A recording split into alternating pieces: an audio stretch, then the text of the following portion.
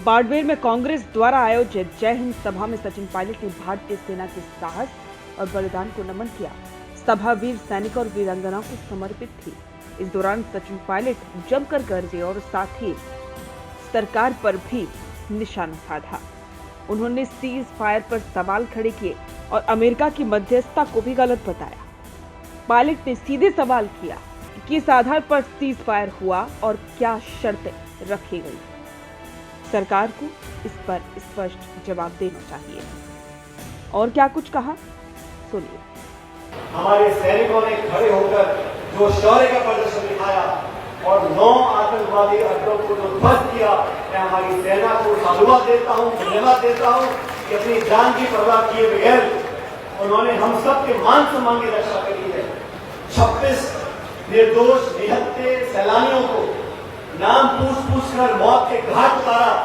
वो भारत की अस्मिता पर आक्रमण था, वो आतंकवादी घटना नहीं थी, वो भारत पर आक्रमण था। उसका मुंह तोड़ जवाब हमारी सेना ने दिया। मैं सेना को धन्यवाद देता हूँ, हमारे फौजियों को धन्यवाद देता हूँ और सेना के साथ साथ उन सैनिक के परिवारों को जिन्होंने अपने बच्चे बेटों को हमारी रक्षा के लिए सरहद पर भेजा है। मैं उन परिजनों को धन्यवाद देना चाहता हूँ, पूरा देश धन्यवाद देना चाहता है।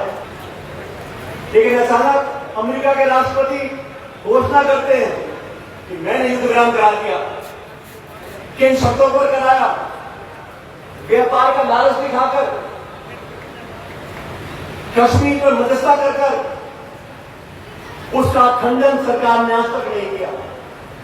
इतना बड़ा मुल्क थोड़े मोड़े व्यापार के लिए हम विराम कर सकते हैं, अगर नहीं तो सरकार को जवाब देना चाहिए। मैं आरोप नहीं लगा रहा हूं, लेकिन स्पष्टता होनी चाहिए।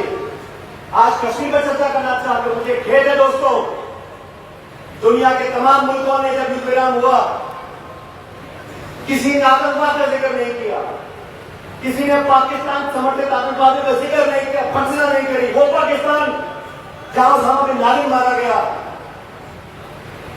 जहां हजरत मसूद जैसे आतंकवादी रहते हैं, पूरी दुनिया जानती है, फिर भी जो भर्त्सना करनी चाहिए थी दुनिया के देशों को, वो नहीं करी।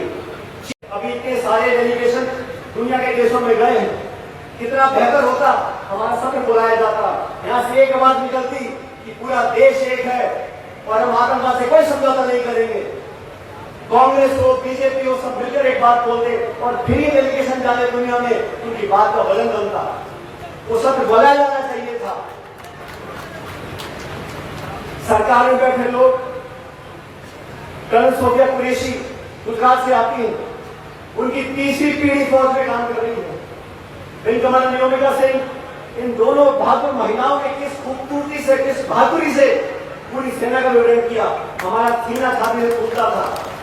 और वो लोग तो शपथ लेकर संविधान की बैठे हैं। मध्य प्रदेश के इस मंत्री ने क्या शब्द बोले कर्नल सोफिया के लिए। सुप्रीम कोर्ट को आदेशित करना पड़ा, लेकिन बेशर्मी की सारी हदें पार कर दी। आज तक उसका इस्तीफा नहीं लिया गया। हमारी सेना का, और आप लोग बोलते नहीं है, भाजपा के शीर्ष नेतृत्व को माफी मांगनी चाहिए और बाहर निकाल देना चाहिए ऐसे लोगों को जो मंत्री बना के आपने बैठे हैं। हमारा पार्टी ने एक निर्णय लिया, हम जैन सभाएं करेंगे, लोगों के अंदर वो जज्बा जागरूक करेंगे, क्योंकि जब युद्ध विराम हुआ उसके 6 घंटे बाद पाकिस्तान ने सीज फायर का उल्लंघन किया, लगातार बमबारी करी गुजोरी और पुंज में। उस मुल्क का क्या भरोसा है? वो मुल्क दिवालिया हो गया। हमारी अर्थव्यवस्था उससे 11 गुना बड़ी है। जहां इमरान खान जेल में है, सांसद जेलों में है, पाकिस्तान की सेना और आईएसआई उस देश को चलाती है, उनकी विश्वसनीयता बिल्कुल नहीं है। इसलिए सरकार को बहुत सावधानी से काम करना चाहिए। और मैं तो धन्यवाद देना चाहता हूँ अखिल भारतीय कांग्रेस कमेटी का, जगदीश सुरजेवाला जी आज हमारे बीच में आए हैं, पार्टी का संदेश लेके।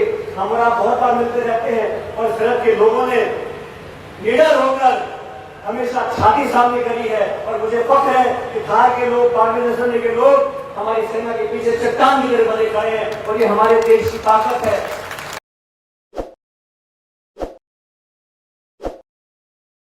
ताज़ा खबरों के लिए विजिट करें द फैक्ट इंडिया की वेबसाइट और डाउनलोड करें द फैक्ट इंडिया ऐप।